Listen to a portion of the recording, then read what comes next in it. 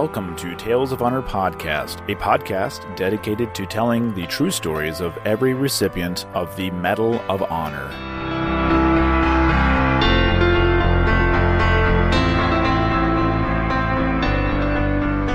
Hello everyone and welcome to another episode of Tales of Honor Podcast. I'm your host, Christoph Ambrosch, and today's episode is episode number 263.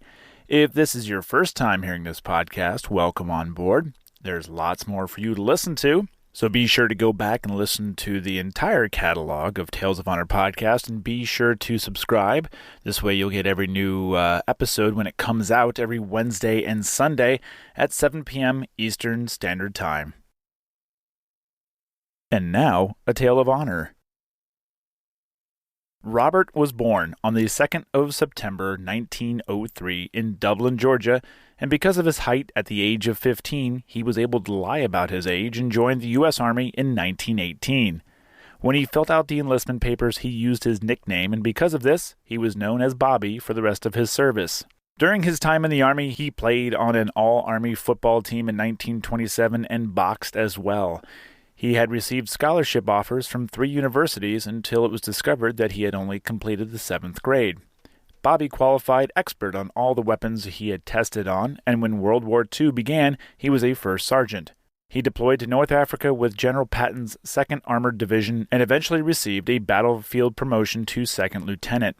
Bobbie was then transferred to the 1st Infantry Division and served on Omaha Beach on D-Day. When Bobbie's company commander was killed, he assumed command, and it was his actions only a few days after his promotion that would earn him the Medal of Honor. The citation reads, "He commanded Company C, 18th Infantry Regiment, on October 8, 1944, when it, with the Ranger Platoon of the 1st Battalion, attacked Crucifix Hill, a key point in the enemy's defense on Aachen, Germany. As the leading rifle platoon assaulted the first of many pillboxes studding the rising ground, heavy fire from a flanking emplacement raked it. An intense artillery barrage fell on the American troops which had been pinned down in an exposed position. Seeing that the pillboxes must be neutralized to prevent the slaughter of his men, Captain Brown obtained a pole charge and started forward alone toward the first pillbox about 100 yards away. Hugging the ground while enemy bullets whipped around him, he crawled and then ran toward the aperture of the fortification, rammed his explosive inside, and jumped back as the pillbox and its occupants were blown up. He rejoined the assault platoon, secured another pole charge, and led the way toward the next pillbox under continuous artillery, mortar, automatic, and small arms fire. He again ran forward and placed his charge in the enemy fortification, knocking it out. He then found that fire from a 3rd pillbox was pinning down his company, so he returned to his men, secured another charge, and began to creep and crawl toward the hostile emplacement. With heroic bravery, he disregarded opposing fire and worked ahead in the face of bullets streaming from the pillbox. Finally reaching his objective, he stood up and inserted his explosive, silencing the enemy. He was wounded by a mortar shell but refused medical attention, and despite heavy hostile fire, moved swiftly among his troops, exhorting and instructing them in subduing powerful opposition. Later, realizing the need for information of enemy activity beyond the hill, Captain Brown went out alone to reconnoiter.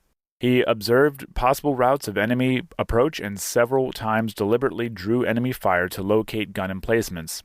Twice more, on this self-imposed mission, he was wounded, but he succeeded in securing information which led to the destruction of several enemy guns and enabled his company to throw back 2 powerful counterattacks with heavy losses. Only when Company C's position was completely secure did he permit treatment of his 3 wounds. By his indomitable courage, fearless leadership, and outstanding skill as a soldier, Captain Brown contributed in great measure to the taking of Crucifix Hill, a vital link in the American line encircling Aachen. Bobbie spent several months in a hospital in Belgium to recover from the wounds he received during the battle. Once he was able to, he went home for a 30-day leave and then returned to his company in Germany and went on to fight with them into Czechoslovakia. Shortly before the war would come to an end, he was flown home and received his Medal of Honor on the 23rd of August, 1945. Bobbie would spend about 2 years in and out of hospitals receiving care for the 13 wounds he had received. He retired from the Army as a captain in 1952 after 34 years of service at the age of 49. After the Army, Bobbie struggled to find and keep a good civilian job and, like many other veterans, also struggled with the traumatic memories of the war. He was in constant pain from the injuries he had sustained, but he was able to become a janitor at the U.S. Military Academy in West Point, New York.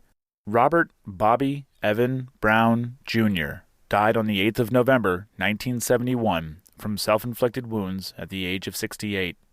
He is buried in Arlington National Cemetery, Section 46, Grave 102-17. And that was a Tale of Honor. Thank you for listening to Tales of Honor Podcast. Please head on over to talesofhonorpodcast.com where you can read these stories, see other ways to support the show, and easily share a story with your friends and family. If you have any questions or comments, you can send them to talesofhonorpodcast@gmail.com. And until next time, I'm Christoph Ambrosch. Thanks for listening.